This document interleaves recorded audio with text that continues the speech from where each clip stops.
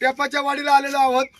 खर तर रामदास देवराम बालचिम यांची एक गाभणी शेळी खर तर वाघाने काल या ठिकाणी हल्ला करून जीवा मारलेला आहे आणि या परिसरामध्ये नेहमी खर तर वाघ आहे. त्यामुळे अशा प्रकारचं हे बघ आता आपण या फाट्याच्या मुळे बघतोय वर फाट्याला महिलांना जावं लागते. उद्या आता कदाचित त्या शेळीवर हल्ला केला, उद्या हे फाट्याची मुळे आणणाऱ्या लोकांना हल्ला करणार, अशा प्रकारचा वाघाची भीती आहे.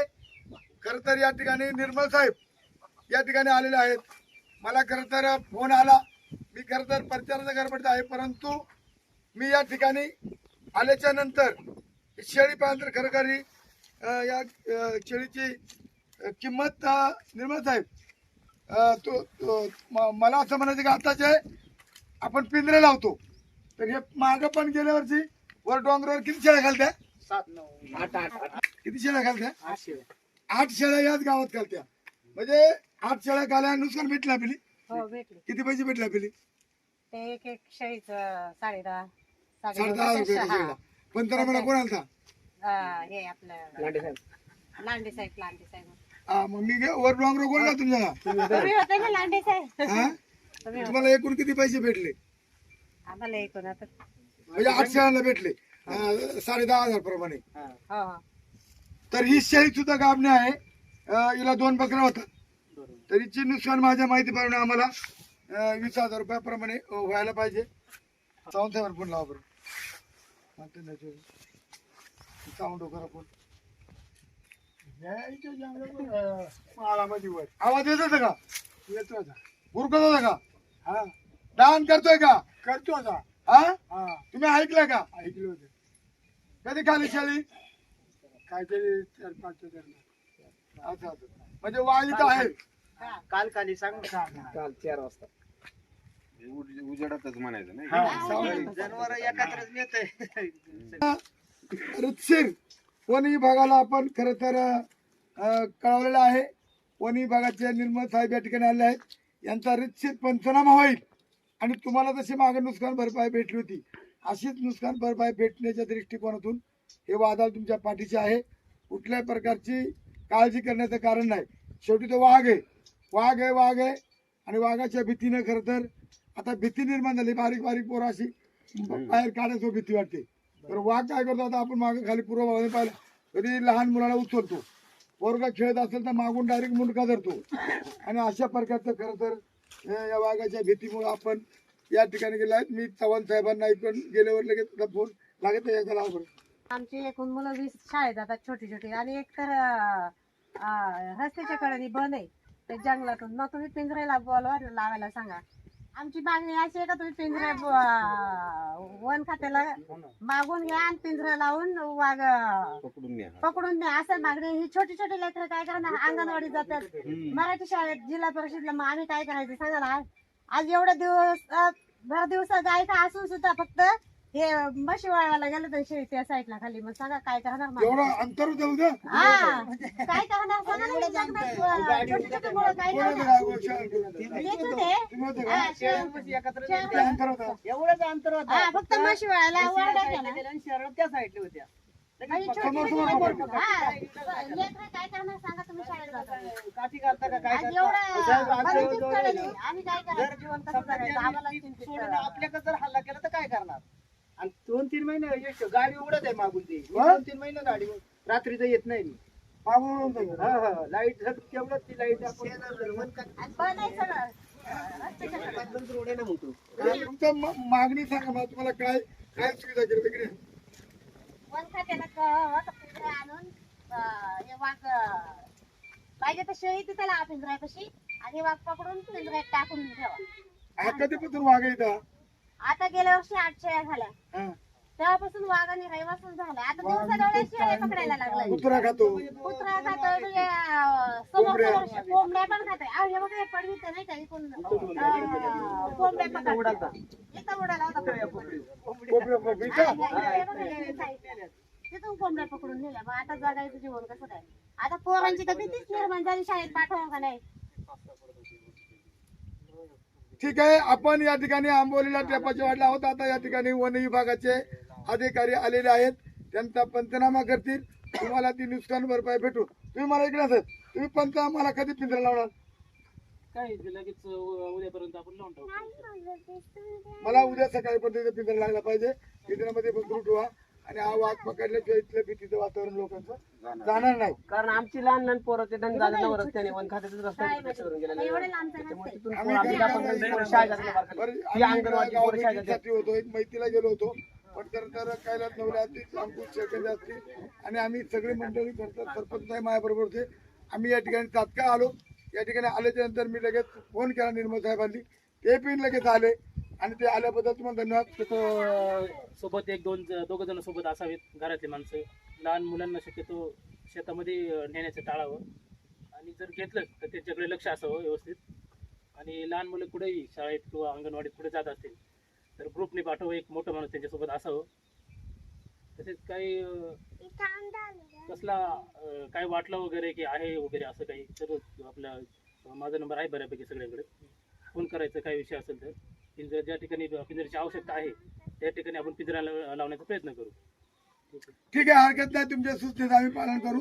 पण तुम्ही आता या तुमच्याकडं शेळीचा पंचनामा हा व्यवस्थित करा. कारण या शेळीला ही गाभणी शेळी माझ्या माय आता बघू शकताय. ही गाभणी शेळी असल्यामुळं हिला 2 बकरं होतात. मग 2 बकराची आणि ती शेळीची खात्रीशीर शेळी तिचा पंचनामा करून आम्हाला 20,000 रुपयाचं नुकसान भरपाई. 2 बकरं झाली असती तर 10,000 हजाराला एक बकरू जाईल. तर आमची मागणी तुमच्याकडे वन विभागाची आहे. मी चव्हाण साहेब तुमचे तालुका अधिकारी अत्यंत कार्यक्षम आहेत. त्याने ज्या ज्या वेळेला मी पंचनामे केले त्या त्यावेळेला चव्हाण साहेबांनी त्या शेतकऱ्याला शेळींची भरपाई दिलेली आहे. उदाहरणार्थ तुम्हाला काय होईना 10,000 रुपयाप्रमाणे त्या टायमाला सरसकट बारीक मोठी शेळींची तुम्हाला नुकसान भरपाई भेटलेली आहे. तुम्हाला नुकसान भरपाई भेटणारच आहे. तुम्ही काळजी करू नका. थोडीशी आता माझी गडबड आहे तरी आपण निश्चितपणे मला फोन केला, मी आलो. त्याबद्दल खरं तर आपण पंचनामा करून तुम्हाला पुढच्या दृष्टीने मी ठिकाणी या आदिवासी भागामधला आणि डोंगर दऱ्यामध्ये राहणारा हा गरीब शेतकरी आणि गरीब शेतकरी असताना ज्या जीवन त्याचा परपंच चालवणारा असतील आणि ज्या शेळ्या मेंढ्या काय असतील जनावरा त्याच्यावरच आमचा कुटुंब निर्भर होणार आहे. कारण परिस्थिती अशी. पण ह्या परिस्थितीला जे काही गोष्टीला जे धावणार आहेत खऱ्या अर्थानं आमच्या आदिवासी नेता जर असेल तर देवराम शेठजी लांडे साहेब आणि त्या जर धावत प्रत्येक ह्या वाडीमध्ये जवळजवळ सगळ्यांची घटना झाली आणि साहेबांनी त्याच्यावर लक्ष टाकल्यानंतर निम्या रानामध्ये चढून गेले डोंगराला आणि डोंगरावर नेत असताना त्या शेतकऱ्यांची त्यांनी नुकसानची भरपाई मिळवून दिली. आणि इथून पुढं आता जरी अध्यक्षांना टाईम नसेल परंतु आम्हाला खात्री आहे कार्यकर्त्यांना की या आदिवासी भागामध्ये एखादा छोटा मोठा असो गोरगरीब असो त्याची जाण ठेवणारा एक खऱ्या अर्थानं आमचा आदिवासी नेता आहे. आणि त्या नेत्याला आता इथून पुढे जे चाललंय आपला ही रणधुमाळी, ह्या रणधुमाळीमध्ये माझा संपूर्ण आदिवासी पट्टा आणि माझा गाव माझी वाडी ही अध्यक्ष साहेबांच्याच पाठीशी राहील. आणि या ठिकाणी मी आल्याबद्दल त्यांना ह्या माझ्या सगळ्या ग्रामस्थांच्या वतीनं आणि आंबोली गावच्या सुद्धा वतीनं की या ठिकाणी अध्यक्ष साहेबांना धन्यवाद देतो आणि त्यांचे आभार मानतो आणि या ठिकाणी थांबतो. नमस्कार, माझे नाव नंदा रामदास घाटगे. आमचे दादा खरं तर म्हणले तर चौरंगी चिराच आहे आमच्यासाठी. कुठं पण असू द्या सकाळी आम्ही फोन केला. आमची शेळी काल 4 वाजता वाघानी खाली. आम्ही वन खात्याला फोन केला, दादांना फोन केला. दादा लगेच धावून येतात आमच्यासाठी. किती गडबडीत असू द्या. आता सध्या इलेक्शनची वेळ आहे तरी पण ते वेळ काढून आमच्या गोरगरिबांसाठी ते धावून येतात. आणि आमच्या मुलांना शाळेत जाण्याची इतकी भीती निर्माण झाली की अंगणवाडीत जायला तरी अर्ध्या तासाचा असते आणि तिथून मुलं म्हणजे जंगलच लागतंय फॉरेस्टच. मग आमच्या मुलांनी जायचं कसं यायचं कसं शाळेमध्ये हे तर आम्हाला भीतीच निर्माण झाली. त्याच्यासाठी आम्ही वन खात्याला असं सांगतोय दादा तुम्ही म्हणजे कार्यकर्ते धडाडीचे कार्य करतात आम्हाला म्हणजे बाहेर निघायलाच. आता 4 वाजता शेळी झाली. म्हशी इकडे फक्त फिरवायला गेले ते आणि शेळ्या अशाच राहतात. काय करणार शेवटी जरी असले तरी पण विलाज चालू शकलं नाही. बस आरडाओरडा केला पण वाघाने काही शेळी जीवा मारून टाकली.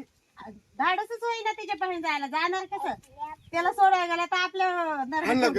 त्याच्यामुळे एक तर माणूस काय करू शकत नाही. बाबाने खाली आरडाओरडा ऐकला, आरडा केला पण तरी पण त्याने शेळी जीवा मारली घेऊन गेला वरती. म्हणून तुम्हाला आम्ही फोन केला. तर तुम्हीच आमचे भाऊ आहेत, आम्हाला खात्री आहे, म्हणून आम्ही तुम्हाला फोन केला. मस्त आले गेले, फोन केला मी, बस उमेदवारांना पण फोन केला. दादासाहेब तुमच्या माहितीसाठी सांगत आहे, पण आता तुम्हीच आहेत ते शेवटचे क्षणाला. आम्हाला दुसरं कोणीच नाही आलं. कोणीच आलं नाही. आम्ही फोन केला, मी स्वतः फोन केला त्यांना, उमेदवारांना. असतील मला काही नाव घ्यायचं नाही, काय माहिती झालं, त्यांना फोन लागला नाही, पण आतापर्यंत कोणीच आलं नाही. तेव्हा माझा भाऊ लांडे साहेब एक जिंदाबाद. आम्ही तुम्हालाच मत देणार, कुठं पण जाणार नाही. ठीक आहे, धन्यवाद. या ठिकाणी बाबा सुद्धा इथं आहेत. बघा किती वय आहे बाबाचं? 85 वर्ष वय आहे. बाबा खर तर शेळीच्या उशाला बसलाय. जसं एखाद्या माणसाचं माहीत होतंय आणि माणूस त्या माणसाच्या उशाला बसतो, अशा प्रकारचं बाबा एवढं वय झालं 85, तरी बाबाची मागणी अशी आहे की मला माझ्या या कुटुंबाला ह्या खरं तर दिले पाहिजे नुकसान भरपाई. कधी कधी लोक कमेंट करतात देवराम लांडे गेला शेळीच्या मौतीला. अरे मी जर शेळीच्या मौतीला नाही आलो तर लोकांना नुकसान भरपाई भेटेल का? आता या मॅडमने सांगितलं ताईनी का मी सगळ्या उमेदवारांना फोन केला सकाळीपासून कालच्यावरून, कोणी इथं आलं नाही, त्यांचा फोनही उचलला नाही, आणि ज्यांना माहित झालं ते पण आले नाही. ते पण आले नाही असे त्या सांगतात, मला माहित नाही. आणि हे वरून मग इकडे ही बातमी आली का हिडूला, म्हणतात ते हिडू करताय आणि ते काय अरे हिडू करताय, पण तिथं अधिकारी येतात, तिथं अधिकारी पंचनामा केला पाहिजे, त्या ठिकाणी त्यांना नुकसान भरपाई भेटली पाहिजे. जाऊ द्या, टीका करणाऱ्यांना करू द्या, काय बोलायचं बोल द्या. हे आदिवासी वादळ हे आयुष्यभर तुमच्या पाठीचे आहे, करत राहू. या ठिकाणी पश्चिम भागात कुठेही बी इकडे शेळी वाघांना खाऊ द्या, वादळ येणार. माणूस धरणात बुडू द्या, वादळ येणार. कोणाचे पैसे बुडू द्या, वादळ येणार. मग शोभायला तोरू जाऊ द्या, वादळ येणार. एखादा माणूस मोटरसायकलवरून जरी पडला तरी वादळ जाणार. एखाद्याला ठेच लागून पडला तरी माणूस जाणार. मी आताच एक खरं तर खडकवाडला दसकिऱ्या करून मी इथं आलोय म्हणून थोडं लेट झालो. माहित झाली, त्या माहिती झाली, मग सरपंच साहेब आपण आलो. धन्यवाद.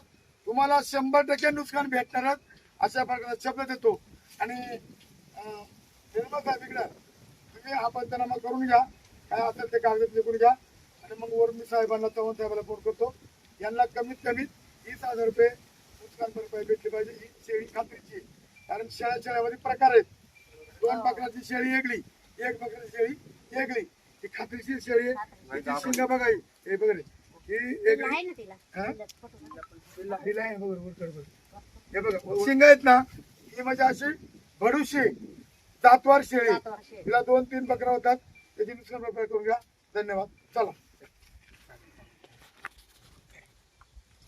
चला बाबा, घाबरू नका, तुम्हाला पैसे बाबा मिळून देणार. हे वादा मला कधी फोन करा. हा, त्यामुळे वादा तुमच्यासाठी धावणार आहे.